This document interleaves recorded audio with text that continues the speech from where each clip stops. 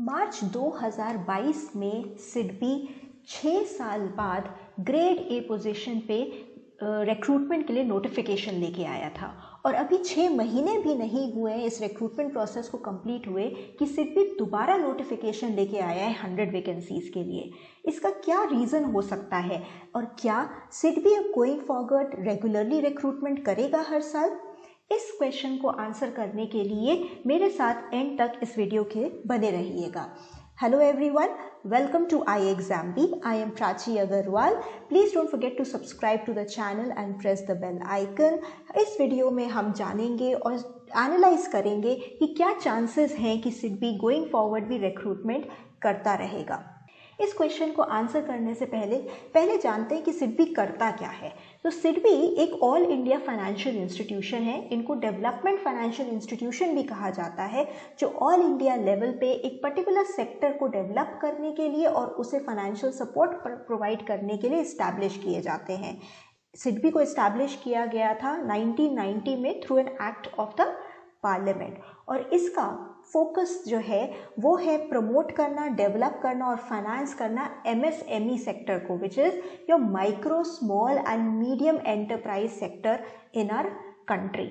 सो ऐसे बहुत सारे इंस्टीट्यूट्स और भी हैं हमारी कंट्री में, जैसे नाबार्ड है जो agriculture and rural focused areas और सेक्टर को डेवलप करने के लिए और फाइनेंस करने के लिए बनाया गया था। इसी प्रकार से सिडबी MSME सेक्टर के लिए स्पेशली बनाया गया था और इस बार सिडबी अभी दोबारा से नोटिफिकेशन के लिए आया है, जिसकी अभी एप्लीकेशन विंडो ओपन है। 3 जनवरी तक आप अप्लाई कर सकते हैं और इसका एग्ज़ाम एंड ऑफ जनवरी में एक्सपेक्टेड है और इंटरव्यू प्रोसेस आपका फरवरी में होगा। तो आगे बढ़ने से पहले मैं आपको ये बताना चाहती हूँ, इस सिडबी प्रिपरेशन के लिए ग्रेड ए लेवल के एग्ज़ाम की प्रिपरेशन के लिए iExamBee ने कोर्स प्रोवाइड कर रहे हैं। क्रैश कोर्स है जो अभी आपको एक बहुत डिस्काउंटेड प्राइस पे अवेलेबल है 2933 के। इसके लिए हमने एक स्टडी प्लान भी बनाया है, वो स्टडी प्लान आप डाउनलोड कर सकते हैं इस वीडियो के डिस्क्रिप्शन बॉक्स से। जैसे मैंने बताया कि सिडबी MSME सेक्टर के लिए काफ़ी फोकस्ड है, उसके लिए ही वो एक डेवलपमेंट फाइनेंशियल इंस्टीट्यूट है। तो MSME सेक्टर की क्या इम्पोर्टेंस है उसको थोड़ा सा जान लेने में आपको हेल्प होगी कि MSME सेक्टर एक्चुअली बहुत क्रिटिकल रोल प्ले करता है हमारे बोथ इकोनॉमिक और सोशल डेवलपमेंट में। क्यों? इकोनॉमिक की बात करूं तो 45% हमारा जो मैन्युफैक्चरिंग हमारी कंट्री का आउटपुट है वो MSME सेक्टर से आता है एंड 40% हमारे एक्सपोर्ट्स जो हैं वो MSME सेक्टर के द्वारा आते हैं और 30% हमारा नेशनल GDP जो कंट्रीब्यूट करता है वो MSME सेक्टर के थ्रू कंट्रीब्यूट होता है। सोशल डेवलपमेंट में इनका बहुत बड़ा हाथ है। क्यों? बिकॉज ये सेक्टर बहुत बड़ी एम्प्लॉयमेंट, एक बहुत बड़ा एम्प्लॉयर है हमारी कंट्री में। सो सोशल और इकोनॉमिक दोनों एस्पेक्ट से MSME सेक्टर काफ़ी इम्पॉर्टेंट है, उसको प्रायोरिटी सेक्टर भी माना जाता है हमारी कंट्री में। इसकी growth over the last few years अगर हम देखें तो बहुत ट्रेमेंडस रही है। ये एक एनालिसिस किया है IBEF ने बहुत डिटेल में, जिससे उन्होंने दिखाया 2019 से 2020 के बीच में MSMEs, नंबर ऑफ MSMEs हमारी कंट्री में 18.5% से ग्रो हुई है। ये नंबर है हमारी न्यू डेफिनेशन आने से पहले का। एंड अगर इसी टाइम पीरियड में अगर हम ग्रोथ क्रेडिट ग्रोथ की बात करें तो 40% से इंक्रीज़ हुआ था। MSME सेक्टर में 2020 ऑनवर्ड्स काफ़ी सारी स्कीम्स और सपोर्ट्स, पॉलिसी सपोर्ट प्रोवाइड किया जा रहा है रेगुलरली हमारी गवर्नमेंट के थ्रू भी। बहुत एक बड़ा चेंज जो लाया गया था 2020 में वो था एक new definition of MSMEs। New definition से हमारी MSME सेक्टर का जो नंबर है वो और भी ज़्यादा एक्सपोनेंशियली ग्रो हो गया है। क्यों? क्योंकि इसका क्राइटेरिया चेंज किया गया एंड काफ़ी सारी MSMEs को या छोटे एंटिटीज़ को इसमें इंक्लूड करा गया है। न्यू डेफिनेशन के हिसाब से एक कॉम्पोजिट क्राइटेरिया लिया गया था इन्वेस्टमेंट एंड टर्नओवर के बेसिस पे, जिसमें अप टू 250 करोड़ तक की एंटिटीज़ को MSME सेक्टर में इंक्लूड किया जाता है। ये टेबल आप अच्छे से देख लीजिएगा, एग्ज़ाम के पॉइंट ऑफ व्यू से भी काफ़ी इंपॉर्टेंट है। इस तरीके के क्वेश्चंस एग्ज़ाम में आ जाते हैं। बिकॉज ये न्यू डेफिनेशन है, सो इसके बेसिस पे आपको क्वेश्चंस आते हैं।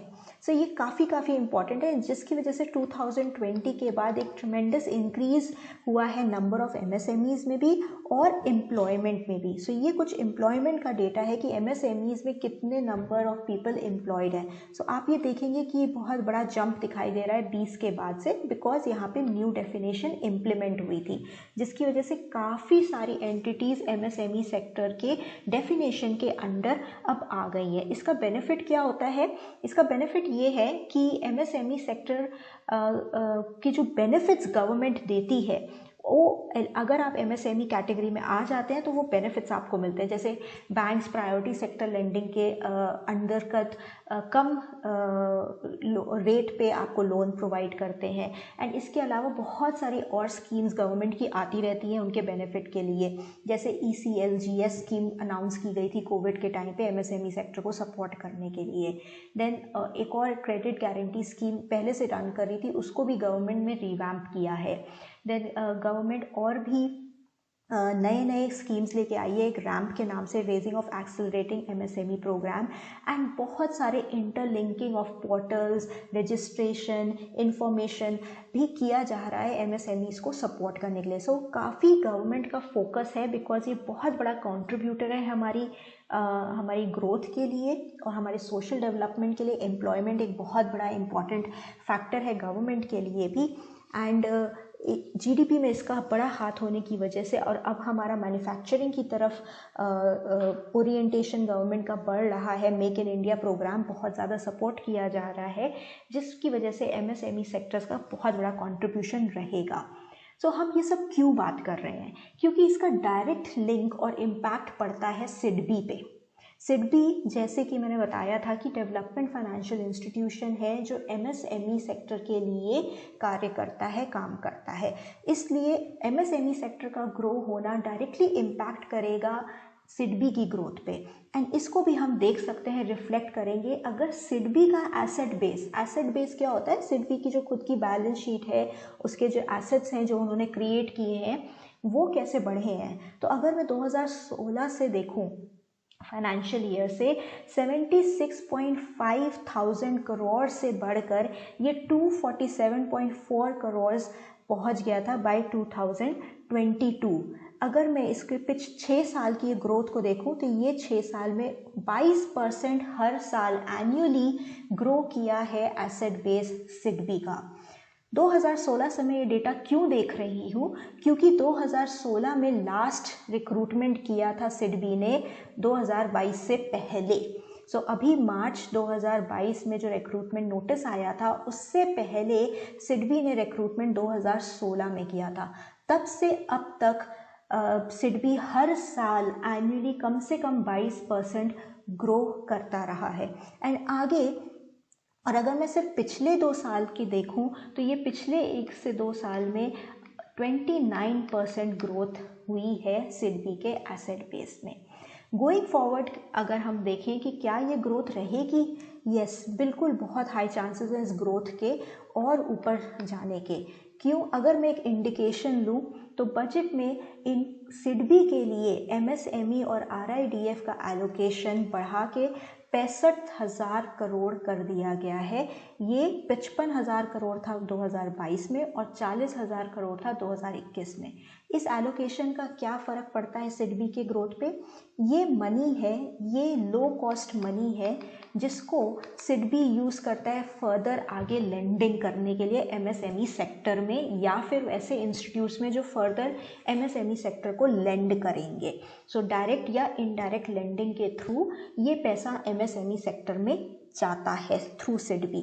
सो अगर SIDBI को लो कॉस्ट रिसोर्स मिलता है तो वो आगे उसको लेंड कर पाता है ईजिली MSME सेक्टर में, या फिर डायरेक्टली या तो इनडायरेक्टली। सो जब उनका खुद के पास एलोकेशन पैसा बढ़ गया है तो वो आगे लेंडिंग भी और ज़्यादा कर पाएंगे। सो ये ग्रोथ बढ़ती रहेगी। इसके अगेंस्ट अगर मैं SIDBI के एम्प्लॉयज़ का डेटा देखूं पिछले 6 साल से 2016 से, 2016 में 1060 एम्प्लॉयज़ थे।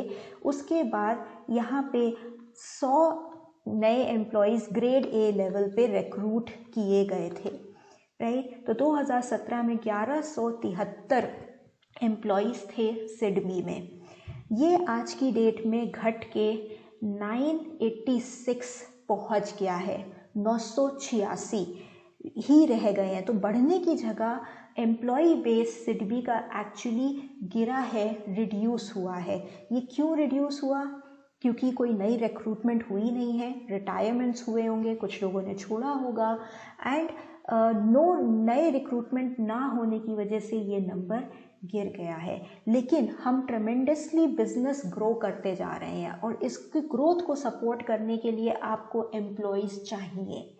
इसलिए 2022 में सिडबी ने पहले 100 रिक्रूटमेंट किया और अब एक बार फिर से रिक्रूटमेंट साइकिल के लिए आई है 100 वैकेंसीज़ के लिए। तो ये बहुत ही अच्छी अपॉर्चुनिटी है आपके लिए। आज एक ग्रोइंग ऑर्गेनाइजेशन में बहुत सारे रेगुलेटर्स भी ग्रो कर रहे हैं, क्योंकि supervisory function, development function of different sectors हमारी कंट्री में बढ़ता जा रहा है।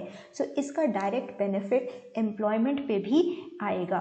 So this is very very important. इसलिए आपके लिए जानना ज़रूरी है कि सिडबी की ग्रोथ को सपोर्ट करने के लिए आज की डेट में उनके पास बहुत कम एम्प्लॉयज़ हैं, एंड इसको ग्रो करते रहने के लिए भी सिडबी को मैन पावर की एम्प्लॉय बेस की ज़रूरत रहेगी। काफ़ी चांसेस हैं कि सिडबी आगे भी ये रेगुलरली रिक्रूटमेंट करता रहेगा। हैविंग सेड दैट, अभी ये अपॉर्चुनिटी आपके पास दोबारा आई है, इसको बिल्कुल भी मिस नहीं करना चाहिए आपको।